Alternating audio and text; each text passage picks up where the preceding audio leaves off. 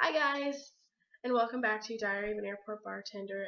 I know you've all been desperately waiting my next video, but almost immediately after I started all that up, I moved. And anybody who has moved knows that it's a nightmare. Internet's not set up, things aren't unpacked, and once you do get unpacked, the holidays come around and pushes everything out of whack. But now that I'm back on track, we can finally get started. Now, before I get down to the nitty gritty and the crazy stories, I wanted to give you an atmosphere and a setting for which those stories occur in. Now, I'm going to give you the top questions I have in my bar, and it should give you a feeling of what I'm dealing with. The first question I get asked a lot is, can I hear the announcements? We're a small airport. You should be able to. I wish I could say yes, but you can't. We're in a sound bubble and it doesn't happen. Now, I wish I could say no. You can't. Don't miss your flight from drinking. But then I wouldn't have a job. So I go through my spiel saying, what time does your flight take off? Alright, boarding starts 30 minutes ahead of time. They're going to do wheelchair access, they're going to do kids first, and then pre-boarding, and then finally regular boarding. Now that line's going to line up halfway down this whole terminal, so you got some time. Just keep an eye on the time. Don't get too drunk. Close out before you start boarding. And just make sure you're there 15 minutes before you actually take off. And you're cool. And usually that works, for the most part. As we'll see down the line, it doesn't always. The next question I get asked is from our decorations. Now, we are a cantina. We are part of the Mexican restaurant by us. We have specialty margaritas.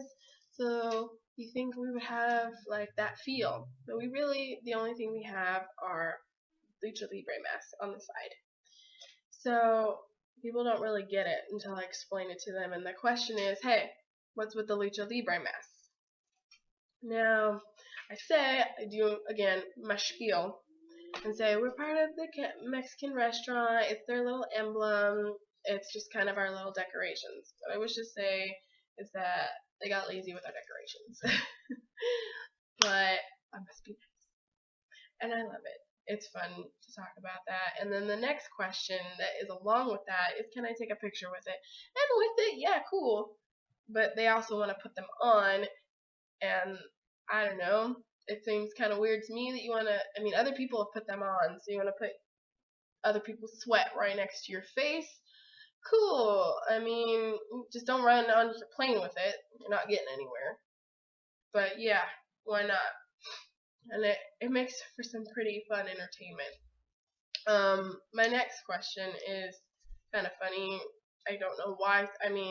A lot of people would want to know this, but how do I get a job here, or do I like it? And I do love it. It's an awesome job. If you have to have a job that pays the bills and not exactly what you went to school for, it's pretty awesome.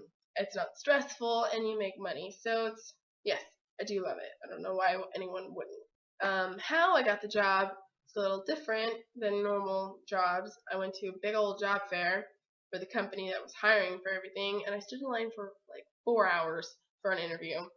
And then I got called back for another interview, and then I got hired right on the spot. Sorry, I've been kind of sick lately, and I'm going to sneeze. I got hired, and then I had to wait a month until they were opening, and we got trained. So that's that lovely, lovely story in a nutshell. That 4 hours was totally worth it, though. Totally worth it, because I really liked the job. And it gave me the idea for this. So if I didn't have a job, I couldn't do this and talk to all you lovely people.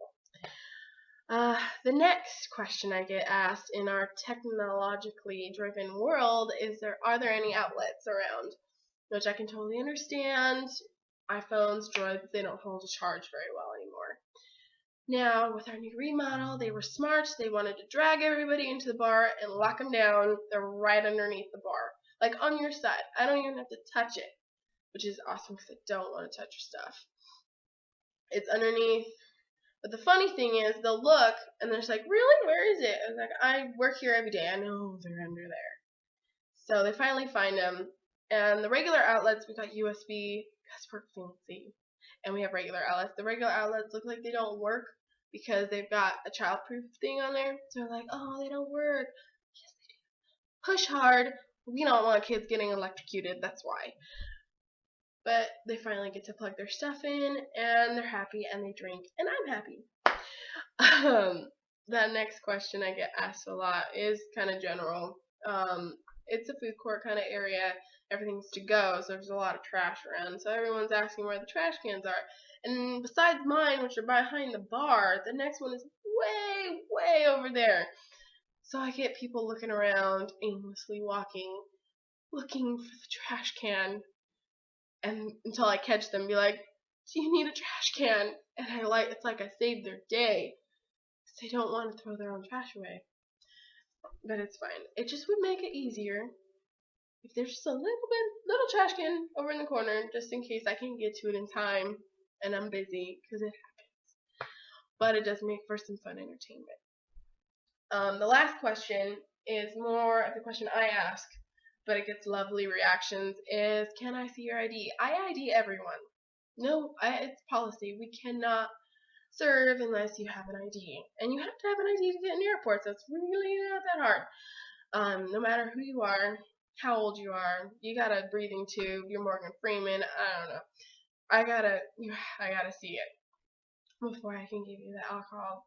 But the fun reactions are, well, the top reaction that is always makes me laugh on the inside is they get mad at me because I can do something about it. I had a guy be like, "Well, you should change your policy." I'm like, yeah, I'll totally go do that. I'll go to California right now. I'll go to our manager saying, "You know what, this guy, he totally told me I should change the policy. I'm gonna do that." The next one I get a lot. "You're joking, right? Gray hair doesn't do it. That's my ID." Oh, look, I don't want to do it as much as you want me to do it. It slows it down when we're busy. I just want to pour your drink, and you just want to drink your drink. So just be easy. Kept it out, good to go, and no one would be unhappy. Because you're going to get your alcohol. Don't worry. I got this. Most of the time, though, they're pretty understandable. If it's a couple, sometimes the guy's a little bit more upset than the girl, and she's all nice, and it's just policy. Don't worry about it. But as long as they show it to me, I'm cool, calm, and collected. And you get your alcohol, so they're calm and collected, and it's great. It does make for some interesting conversation, though, because they ask why. That's the other question. They ask why. Well, one is insurance reasons. We ask everybody so we don't miss anybody, and you have to have it, so it really shouldn't be that big a deal. The other reason is that there have been some, not with us, but there have been some lawsuits with older people not getting carded, and they sue for age discrimination. So we're just covering ourselves on both ends. So if you come into my bar, have it ready, and I'll have your beer or your drink ready for you. Awesome.